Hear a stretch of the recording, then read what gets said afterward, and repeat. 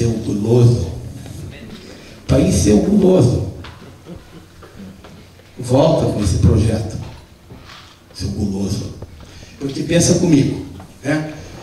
O camarada ganhava, a gente viveu isso bem, porque as concessionárias de veículos que tem mecânicos de manutenção, e mecânico de manutenção mexe muito com óleo e graxa tem insalubridade de 40%. O salário na época era R$315. Então calcule, 40% em cima de R$315 dá R$120 que o camaradinha levava no bolso todo mês. Agora 40% em cima de R$2.000. Então imagine o que você passar numa oficina de mecânico para os teus mecânicos a folha de 120 para R$800. Realmente, e isso está indo, isso vai gerar inflação. Então, realmente o projeto voltou para a prancheta, porque realmente era uma medida altamente inflacionária, porque isso ia repassar custo, e assim ia. Né? Mas assim, esse projeto de lei deve voltar. Existe uma chance muito forte que realmente seja sobre o salário efetivo, pelo que a gente vê em alguns movimentos, porque tem muitas convenções coletivas que já fazem incidir sobre o salário efetivo das pessoas. Então isso daqui é uma coisa realmente preocupante. Mas aliás, para vocês a partir de hoje não vai mais ser preocupante, porque ninguém vai mais pagar insalubridade. Então não há que se preocupar, né? Bom, na sequência, eu falei sobre insalubridade trabalhista. Então, o reflexo da insalubridade trabalhista é isso. É aquele dinheiro que entra no limite e que o trabalhador vai receber. Mas isso é bom.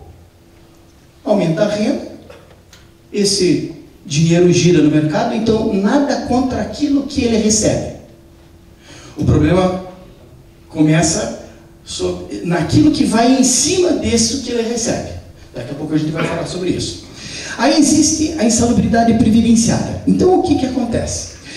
O INSS, a quem cabe a assistência e a previdência ao trabalhador acidentado ou doente, ele estabelece os critérios de concessão dos benefícios e também o preço que as empresas têm que compulsoriamente pagar pelo seguro de acidente de trabalho. Antes que tu comece nisso aí, deixa eu só te colocar um... Diga. Você disse que ninguém mais vai pagar a insalubridade. Eu acho que paga sim. Porque ninguém pode diminuir o salário de que o cara estava ganhando. Excelente pergunta. Entendeu? Então eu vou pagar a insalubridade sim. É que você não me deixou molhar o bico. Tem mais causa nessa história. Daqui a pouco, fizemos essa pergunta e volta, que é ótimo. Segura essa pergunta. Era muito pertinente. Bom, então nós temos o seguro de acidente do trabalho. Compulsoriamente, todas as empresas têm que recolher 1 ou 2 ou 3% sobre a folha de pagamento dos seus empregados. Do salário do executivo principal até o salário do pessoal da portaria, o pessoal mais simples, sobre toda a folha de pagamento. 1, 2 ou 3%. Esse valor 1, 2 ou 3 depende do tipo de atividade econômica que a empresa... Isso está pacífico. 1, 2 ou 3%. Ok? Bom, aí o que acontece? Foi criado o adicional de RAT, risco no ambiente de trabalho. O INSS determina que as empresas que proporcionarem más condições de trabalho e, em consequência, representarem um risco maior ao sistema, porque o INSS é uma seguradora, então as empresas que oferecerem más condições de trabalho, logo, maior risco ao sistema, elas vão pagar a maior. Esse é o critério do bônus malus. É o critério que orienta o mercado segurador nos seus cálculos atuariais. É o mesmo critério que determina por que as meninas pagam seguro de automóvel mais barato do que os meninos. Porque, estatisticamente, a mulher dá menos prejuízo para a seguradora do que os homens. Acredito. Porque a mulher se aposenta antes. Acredito. Se ela vive mais. Acredito. Essa tua pergunta é difícil. Pessoal, então existe uma lógica no mercado segurador. Você representa um risco maior e os homens, na faixa então dos 18 aos 21, então o seguro está lá em cima. Tanto que quando a gente faz seguro no nosso carro, alguém mais dirige, tem piá de 18 a 21 anos, aumenta o preço do seguro, porque a sinistralidade dessa faixa etária é muito maior. Então esse critério de bônus-malus, ele foi apropriado pelo INSS. Nada mais justo. E o que acontece então? Aquelas empresas que têm insalubridade, além daquele adicional 10, 20 ou 40% sobre um salário base, também tem que pagar 6, 9 ou 12%. Então, por exemplo, se for uma mineração subterrânea, que a pessoa corre o risco de se aposentar em 15 anos, é 12%. Então seriam aqueles 3 mais 12. Então a empresa estaria pagando para aquelas pessoas expostas 15% de seguro e não mais 3. Então é um adicional realmente para cobrar a conta daqueles que mais representam, agravam o sistema. Ficou claro isso? Bom, na sequência, é assim, 12% mineração subterrânea, 9% mineração a céu aberto e todas as demais praticamente 6%. Só sobre a parte da folha. Sobre a parte da folha, exatamente. A parte da folha insalubre. Insalubre. Então, assim, aqueles 3% sobre toda a folha salarial e mais 6% sobre aqueles que têm insalubridade. Ficou claro isso? Os 6% é sobre o salário total. E sobre o salário efetivo do trabalhador. Ficou claro isso? A gente vai fazer uma continha, vai ficar um pouco mais claro para você. Bom, aí o INSS também criou o fator acidentário previdenciário. E esse fator, ele irá penalizar as empresas com aumento em até 100% do seu seguro, 1, 2 ou 3, ou reduzi-lo até a metade. Então, o que acontece na prática? Toda empresa tem uma caixinha preta. Aconteceu algum acidente, alguma doença do trabalho? Bolinha preta dentro da caixinha. Uma vez por ano, o INSS vai lá, abre aquela caixinha. Opa, tem bolinha preta, tem acidente ou doença. Vamos aumentar o seguro. E ele aumenta. Ele aplica o fato. Abriu a caixinha, não tem bolinha nenhuma. E vamos ter que baixar o seguro desse caboclo. Em síntese, é isso. Todos nós, na nossa empresa, temos uma caixinha preta que, se houver algum acidente ou doença, essa caixinha, esse demérito vai para a caixinha e você aumenta ou diminui. Esse também é um critério do mercado segurador, é o bônus-malus. Você causa problemas ao sistema, vai pagar mais caro. Você não causa, você vai pagar mais barato. Então, alguns de vocês já devem ter percebido. De repente, teve algum acidente, alguma doença, o seguro no ano seguinte aumentou. Ou, se não teve, de repente, o fator foi menor do que 1. Esse é um critério também, então, que tem a ver com a questão da responsabilidade social. Então, eu falei de seguro acidente do trabalho que pode aumentar. Se você tiver um bom plano de prevenção, a tendência é que esse resultado diminua. Se esse resultado for bom para a empresa, você vai baixar o custo do seguro. Se você baixa o custo do seguro, aumenta o resultado econômico da tua empresa. Se você, porventura, teve acidente e teve doença, vai aumentar o preço do seguro, logo o teu resultado vai diminuir. Está claro até aqui? Uma doença só se for ocupacional, né? Não... Exatamente, só se for ocupacional. Né? E aí tem um detalhezinho, que é o tal do Instituto da Presunção. Então, o que acontece? A pessoa é comum, a pessoa joga a bola no sábado, domingo, deu uma machucada nas costas, na segunda-feira, quando ele vê que tem alguém olhando, ele vai lá dar leva um tombo, alguma coisa, e, ai, doutor, eu me acidentei na minha empresa, e não sei o que lá, e não sei o que lá. O médico, o que vai fazer? Se você se acidentou na sua empresa, então tá fácil. Bolinha preta. Né?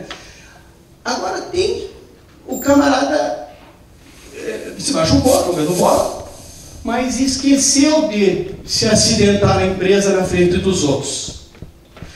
Aí ele vai lá, reclama o médico, olha, eu estou com um problema assim. Aí o médico vai dizer o que para ele?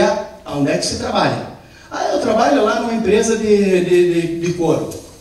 Tá, empresa de couro, ele vai lá, olha numa tabelinha, tabela KNAI-CBO-CID, e nessa tabelinha existe um rol de doenças ou acidentes presumíveis no setor de couro. Se por um azar tiver ali lombalgia ou risco de torção, o médico vai presumir que aquilo é de origem ocupacional. Bolinha preta.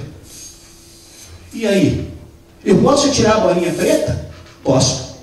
Posso se eu tiver fatos e argumentos. Porque existe a possibilidade de você fazer uma defesa, primeiro administrativa. Olha, não foi na minha empresa, ele não se machucou. Porque na minha empresa eu tenho treinamento, essa posição de trabalho dele, ele não tem que fazer torção de quadril, ele não tem que levantar peso nenhum, então não tem nexo. Entra com uma ação administrativa. O que vai acontecer? Nada. Ela vai bater na trave. Bate na trave, você entra com uma outra ação administrativa. O que pode acontecer? Talvez nada, porque ela deve bater na trave porque o INSS não está abrindo a guarda. Ele não está muito difícil dele reconhecer que não é acidente de trabalho. Aí entra com uma medida administrativa, uma medida judicial. Então a gente tem percebido nas empresas, na segunda instância administrativa, se você vai forte na tua defesa, aí você leva. Porque aí eles ficam com medo de perder a questão na justiça. Agora, se você não for com argumento, na defesa administrativa vai ficar por ali. Então tem que entrar com bala na agulha. Então tudo aquilo que a gente faz, a gente não dá uma de pata, dá uma de galinha. A gente cacareja quando bota o ovo. Então tudo aquilo que for iniciativa nossa, que tem a ver com segurança do trabalhador, capacitação, treinamento, nós temos que evidenciar. Porque na justiça não adianta só ter razão, tem que fazer a melhor prova. Então, a empresa que se organiza bem documentalmente e registra todas as suas iniciativas, ela tem chance concreta de ganhar na esfera administrativa. E se não der na esfera administrativa, seguramente na esfera judicial. Ela tira a bolinha preta. Mas dá um trabalhão, Paulo, precisa? Então faça a continha, veja o que aquela bolinha preta vai representar em cima da tua folha de pagamento. Ok? Então, nós temos alternativa sim, de evidenciando as nossas iniciativas de prevenção, a gente também resolver os nossos problemas na justiça que podem afetar para melhorar o nosso resultado econômico. Pessoal, ficou clara essa questão da insalubridade previdenciária e trabalhista, da questão do fato, que não tem necessariamente muito a ver com a insalubridade, mas é algo como que decorrência. Se você estabelece um plano de controle de insalubridade, você acaba trabalhando a cultura da empresa como um todo. Seguramente o teu resultado de prevenção de acidente vai também melhorar, vai cair. Porque você vai trabalhar a cabeça das pessoas, você vai capacitar as pessoas. Ok? Até aqui alguma dúvida? Nenhuma? O silêncio é sepulcral. Ou vocês não estão entendendo nada, ou estou sendo muito claro aqui. Tá tudo bem? Algumas perguntas muito boas, por favor, continuem fazendo. Bom, a segunda pergunta: e a insalubridade pode ser legalmente controlada? Se eu pago há 20 anos de insalubridade para um caboclinho, eu posso tirar essa insalubridade dele? Vamos ver o que diz a lei? A NR15 da Portaria 3214 de 78 define que a eliminação ou neutralização da insalubridade determinará a cessação do pagamento do respectivo adicional, item 15.4. E que esta eliminação ou neutralização, 15.4.1, poderá ocorrer com a adoção de medidas de ordem geral que conservem o ambiente de trabalho dentro dos limites de tolerância, ou através de equipamento de proteção individual, medidas necessárias e suficientes. Então, a lei diz que eu posso, sim, acabar com a insalubridade. E o direito adquirido? Edivaldo, onde é que você está? E o direito adquirido? E o direito... Ah, ele foi cuidar da galinha. E o direito adquirido? Existem duas figuras na relação do trabalho que não gera direito adquirido. Coincidentemente, são os dois adicionais. O noturno e o de insalubridade. Seu caboclinho deixa de trabalhar à noite, deixa de fazer jus. Se ele deixa de trabalhar em condições que façam mal à sua saúde, ele deixa de ter o direito. São as duas únicas figuras que não geram direito adquirido. Elas existem enquanto houver o fato gerador. Por favor. A aposentadoria ele tem como reivindicar proporcional? A aposentadoria é proporcional? Vamos dizer, ele trabalhou 20 anos, aquilo é um... Olha, a questão da aposentadoria é um pouco complexa, porque a maioria do nosso caso aqui é esse. Nós, poucos são empresários aqui, na maioria são técnicos químicos de chão de fábrica. Uhum. E nós estamos vivenciando vários casos no aspecto da aposentadoria, que trabalhamos 20 anos para morrer mais cedo e agora entramos em outra. A própria legislação, ela foi sendo mudada ao longo do tempo. Por exemplo, até 1980, até 1900 não sei quanto aí, a pessoa que estava exposta a 80 decibéis de barulho já se aposentava, compulsoriamente, tivesse ou não perda auditiva. Pelo fato de estar exposto a um ambiente de 80, ela já era compulsória. Pessoal, me desculpe, eu comecei a falar, me empolguei e falei sem o microfone. Mas vocês ouviram o que eu falei? Ouviram. Então, assim, a legislação da aposentadoria especial, ela sofre algumas variações ao longo do tempo. Então, o que você teria que fazer? Em cada período da vida laboral desse funcionário, você teria que analisar o que a lei concedia e o que não concedia. Eu só sei o seguinte: eu evito datas e guardar muitos números, mas hoje, na prática, pela lei, não existe mais aposentadoria especial, a menos que o empresário assuma de que está comprometendo a saúde dele. Então, na prática, hoje, não existe mais aposentadoria especial. Mas houve um momento na lei da aposentadoria que o fato de você proteger ou não o trabalhador era irrelevante. Por exemplo, esse lance do barulho 80 decibéis, protegido ou não, dava direito à aposentadoria. Hoje, sim, se fez o link. Só se aposentará aquele que estiver efetivamente sob más condições de trabalho. Senão, não. Você queria fazer uma pergunta? Sim. Uma das situações que ocorre é que muitas das empresas que geraram a parte de insalubre, na quais a gente trabalhou, não existe mais. Isso é um problema. Então... E isso é um problema, sabe por quê?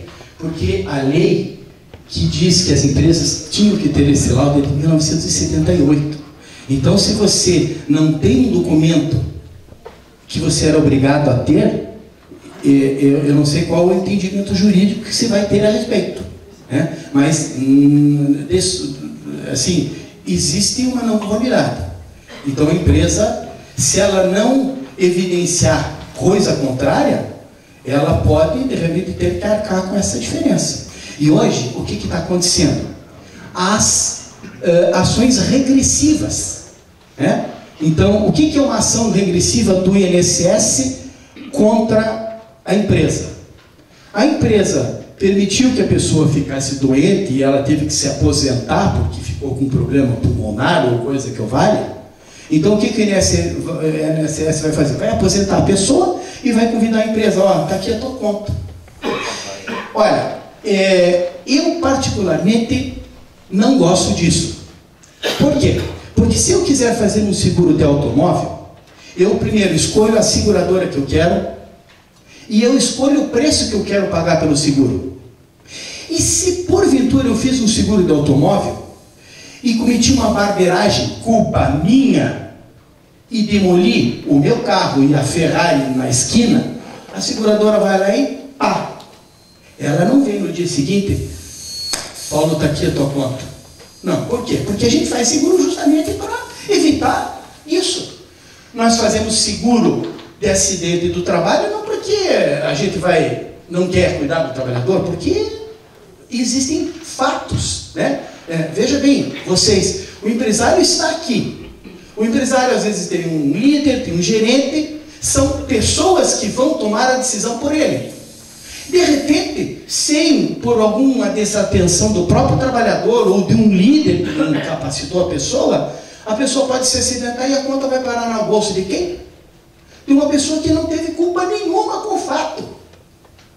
E hoje ela não tem, e hoje é discutível pelo INSS se ele deve cobrar dele ou não, através de uma ação regressiva.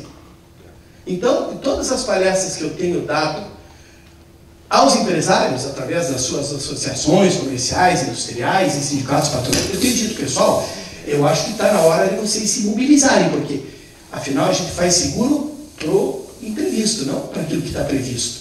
Então, nós temos que, se eu tenho que pagar seguro, eu não posso escolher a seguradora, porque só posso fazer no INSS. E eu não posso discutir o preço, porque eu tenho que pagar aquilo que eles querem cobrar, por favor, né? E ainda vão entrar com uma ação regressiva. Então, é um sistema totalmente sórdido para o empresário, totalmente sórdido. Eu não concordo com isso. Então, é hora realmente de nos mobilizarmos nessa condição. Até nessa condição regressiva que você falaste, né?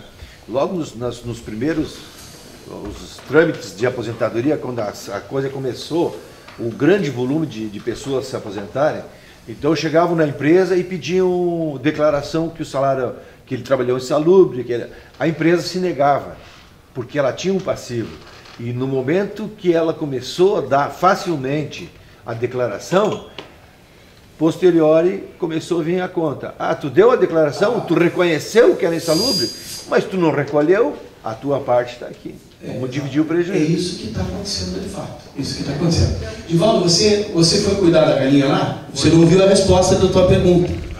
Não existe direito adquirido para duas figuras nas relações de trabalho: adicional noturno e adicional de insalubridade.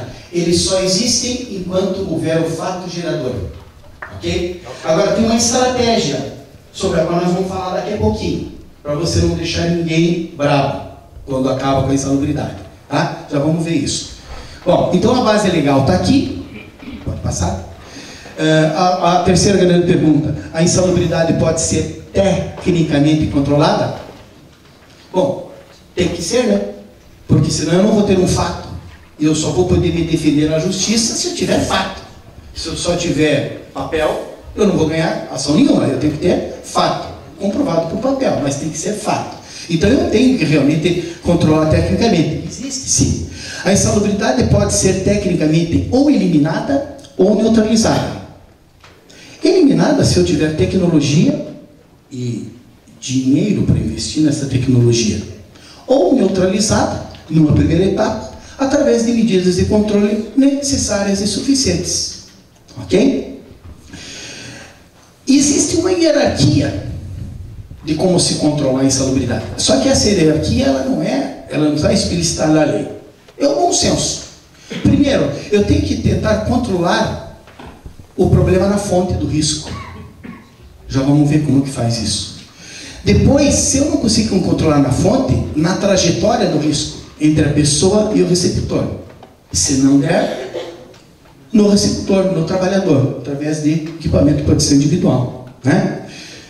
Na sequência, as duas primeiras medidas, na fonte e na trajetória, normalmente são chamadas de medidas de controle coletivas e normalmente envolvem estudos de engenharia. Esses estudos de engenharia feitos por profissionais ou empresas especializadas em projeto e que eles devem ocorrer na fase de projeto ou na concepção do ambiente ou produção. Então é na prancheta que a gente resolve os problemas de conforto térmico, de conforto acústico, é no projeto. Se eu vou ter no meu processo de produção uma aerodispersão de um gás ou de uma névoa qualquer, eu já tenho que na fase de projeto estabelecer uma medida de controle, um captor. ali na fase de projeto. Então essas medidas, ou na fase de projeto, ou na aquisição de novas máquinas e equipamentos, né? Isso está dando uma dor de cabeça enorme para muita gente, através da NR12. A NR12 prevê que o acidente de trabalho seja resolvido na compra da máquina. Quer dizer, a máquina tem que vir já totalmente segura. E realmente, nós, compradores de capital, nós, compradores de máquina, não tínhamos que nos preocupar em ter máquina segura. Ela tinha que vir de fábrica já, segura. E a engenharia que concebeu essa máquina já devia ter pensado nisso. Por que não pensou? Aquela fotocélula, aquela redundância de equipamento tinha que ser na prancheta. Quando o engenheiro, o mecânico, o industrial estava fazendo um projeto, ele tinha que ter concebido isso. Só que as nossas escolas de engenharia, não sei, parece que não ensinam isso aos nossos alunos. E eu sou um aluno de escola de engenharia, e eu não aprendi isso na escola. Então nós precisamos rever um pouquinho esse conceito de projeto. A máquina não precisa só funcionar, ela precisa funcionar preservando as pessoas. E a gente vê hoje, antigamente, um ar-condicionado gerava níveis de ruído muito altos, você não conseguia ficar dentro de uma sala de treinamento com o ar-condicionado ligado. Um liquidificador, uma batedeira, era um barulho desgraçado. Por que hoje não é? Será que houve a necessidade de uma sociedade de consumo se revoltar e dizer, escuta, vamos começar a privilegiar as pessoas? Então existe uma cultura na engenharia, e eu posso falar isso porque eu sou engenheiro, eu sou conselheiro do CREA, eu sou membro da comissão de ética do CREA, e eu vejo isso nas emendas de alguns cursos, elas realmente não privilegiam as pessoas. Justamente é o destino final da nossa obra de criação. Então a gente precisa rever isso. Então, na compra de uma máquina, de um equipamento, a gente tem condição de tecnologia mais limpa, né? Na compra de matéria-prima e de insumos, que envolvam substâncias químicas, por exemplo, agora que nós, consumidores de substâncias químicas, estamos conseguindo que o fabricante nos mande a ficha toxicológica com todas as informações, porque até um tempo atrás era um Deus nos acuda. Eles ficavam com medo de que a gente fosse ser concorrente deles, montar uma fábrica de ácido, não sei o que eles imaginavam, mas eles não davam informações toxicológicas. E se você vê uma ficha toxicológica, ela vai dizer o que pode causar de danos à saúde. Se eu souber essa informação, é claro que eu vou adotar medidas de controle. Voltando então, corretivamente é um problema, porque daí a gente vai gastar muito dinheiro. Quem está tendo que adequar suas empresas à NR12 está sentindo na pele isso. Está sentindo na pele essa questão. Então, tecnicamente, existem formas de se resolver esse problema. Quando, no início, no planejamento, na concepção do posto de trabalho, na concepção da empresa, ok? Beleza. Vai ser assim mesmo. Você que me perdoe, ó, eu vou tentar assim. Estava falando da questão da aquisição de novas máquinas e equipamentos. Tu estavas até questionando o ensino das escolas de engenharia e assim por diante. Isso. Concordo em parte, discordo numa boa parte. Acho que a mentalidade do nosso empresário em si é que tem que mudar. Não faz uma semana, estive conversando com um empresário que comprou máquinas totalmente adequadas à NR12, até porque fomos nós de uma equipe que trabalha em máquinas de curtume para adequar as máquinas à NR12, correto? E o empresário comprou máquinas adequadas, até aprovadas pelo próprio Ministério do Trabalho. Ele desligou os equipamentos de segurança. Por quê? Porque a produtividade baixou, porque isso, desligou os equipamentos de segurança. Portanto, não vamos culpar os engenheiros, não vamos culpar as empresas que fazem as máquinas, vamos culpar a mentalidade dos empresários também. Então, nunca generalizando, né? Nunca generalizando todos os engenheiros ou todos os empresários, né? Mas o que eu tenho percebido, é realmente na concepção. Ó, eu tenho um filho que está se formando em engenharia química, e ele veio contar para mim: pai, eu tive uma matéria de segurança e higiene do trabalho que eu não vi nada de útil, eu não vi nada, ninguém dizendo, olha, você tem que privilegiar as pessoas que vão manipular esse processo. Então, assim, e eu estou falando de uma universidade reconhecida, mas que a cadeira segurança e higiene do trabalho, a ela não tem sido dada aquele mérito que deveria ter, né? Mas eu acho que, independente da cadeira ou não, na concepção de nós engenheiros que bolamos esses equipamentos, nós temos que realmente privilegiar as pessoas. Mas realmente não podemos ser incisivos nem que todos são assim, nem que todos os empresários são assim.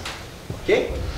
Bom, e na sequência, o controle de risco também no trabalhador, através de medidas de controle individuais dentro de um contexto de utilização. Não é simplesmente, ó, o caboclinho está aqui, o teu protetor auditivo usa. Não. Que tipo de protetor auditivo resolve o problema para aquela característica de ruído a que ele se expõe? Isso é uma análise técnica. Essa é uma análise técnica. Que tipo de protetor auditivo melhor se adapta à característica dele? É um plug? É um concha? Com o que ele se sente melhor? Esse direito de escolha é importante, porque tem gente que não consegue funcionar bem usando concha. Tem gente que não consegue funcionar bem usando plug. Então, o direito de escolha é algo que vocês têm que colocar na gestão de vocês, né? E fora a especificação técnica do equipamento, daí o monitoramento audiológico. Se se usa a proteção auditiva porque o nível de ruído é alto, então se tem que fazer um monitoramento audiológico. Porque se na audiometria, na avaliação, o cara estiver bom, é porque a prevenção está dando certo. Então, o uso do EPI é nesse contexto. Você tem que capacitar a pessoa. As pessoas, quando se recusam a usar equipamento, porque elas não entenderam bem a finalidade dele. Não entenderam. Então tem que ser água mole em pedra dura. Tem gente que você ensina uma coisa e aprende rápido. Tem gente que já nem tanto. Então tem que ser água mole em pedra dura. Capacitação. E além da capacitação, a supervisão. Nós temos que supervisionar. O caboclinho não quis usar o equipamento, advertência verbal. Reincidiu, advertência por escrito. Reincidiu, suspensão. Reincidiu antes da camaçada de pau, justa causa.